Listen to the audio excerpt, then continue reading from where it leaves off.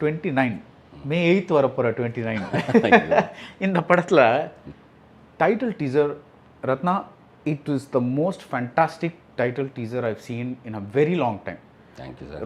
ஐ mean ஃபேண்டாஸ்டிக்னா நான் அது முதல் வாட்டி நம்ம யூஸ்வலி டீசர்னால் படம் எந்த மாதிரி அப்படின்ட்டு ஒரு ஃப்ளேவருக்காக பார்ப்போம். பட் இந்த மாதிரி ஒரு கான்செப்டோட நீங்கள் யாருங்கிற கான்செப்டோட ஆரம்பித்து வேறு ஆட்களை கேட்டு யாரோ ஒரு இன்விசிபிள் இன்டர்வியூவர் வந்து கேட்டு அவங்கவுங்க சொல்லிவிட்டு பேர் தான் நீங்களா, இல்லை நீங்கள் சாஃப்ட்வேர் இன்ஜினியர், இல்லை அதை நீங்கள் பண்ணுற வேலை அதுதான் நீங்களா, இல்லை அப்படின்னு சொல்லிட்டு ஸ்லோவாக வந்துட்டு நான் யாருங்கிற கொஷின் மார்க்கோட முடிகிற சமயத்தில் நீங்கள் முடிக்கிறீங்க.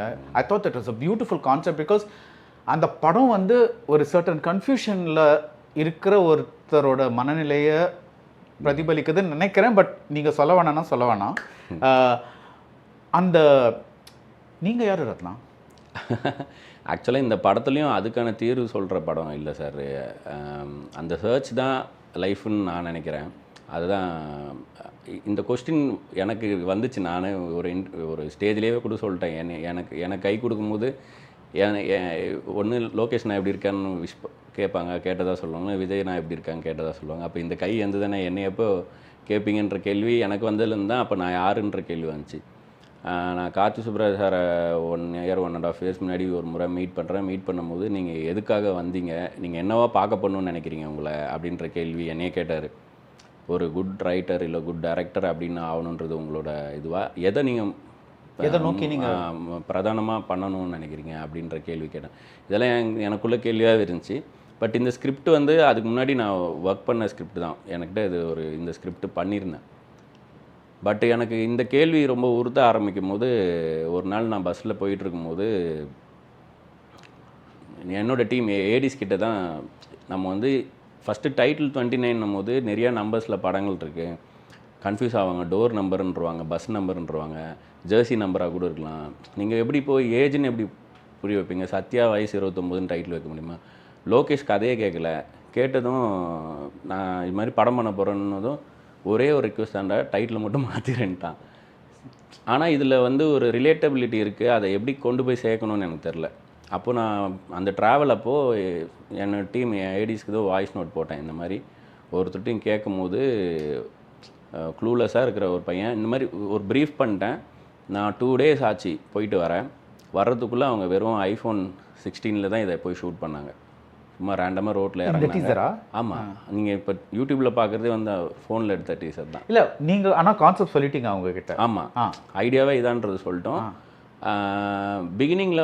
ஆனாலுமே அது புரியணுன்றதுக்காக ஒரு ரேடியோ ஜாக்கி பேசுகிறதா ஆரம்பித்து 29க்கும் 30க்கும் ஒரு பெரிய வித்தியாசம் இருக்குன்ற அந்த மாதிரி ஏஜில் இருக்க பசங்கிட்ட போய் அந்த கேள்வியை கேட்போன்ற மாதிரி ஆரம்பிக்கும் போது இன்னும் கிளியராக ஸ்டார்ட் ஆச்சு. ஸோ ஒருத்தன் கேட்டானா எவ்வளோ குழப்பத்துலேருந்து அவன் தெரியலன்ற பதில் சொல்லுவான்றவன் தான் ஹீரோ. ஏன்னா இந்த படத்தில் கேரக்டர் அந்த சத்யான்ற கேரக்டருக்கு 29 வயசு தான். அவங்ககிட்ட நீ பெரியவன் ஆகணுதும் என்ன ஆகணும்னு ஆசைப்பட்டேன்னு கேட்டால் நான் பெரியவன் ஆகணும்னு மட்டும் தான் ஆசைப்பட்டேன், அதுக்கு மேலே எனக்கு ஆசையே கிடையாதுன்ற அளவுக்கு தான் பர்பஸோடு வளர்ந்தவன். அப்போது ஒரு ரியாலிட்டி செக் அவனுக்கு வரும்போது அவன் திரும்பி பார்த்தா அவனுக்கு எதுவுமே இல்லை இது வரைக்கும் பண்ணது. முன்னாடி என்ன பண்ணுன்றதுக்கும் ஒரு கிளாரிட்டி இல்லை. நான் யார், இப்போ எதுக்கு வந்தேன், இவ்வளோ நாள் எதுக்கு வாழ்ந்தேன், இனிமேல் எதுக்காக வாழணுன்ற கேள்வியில் நின்றுட்டுருக்க ஒருத்தன்.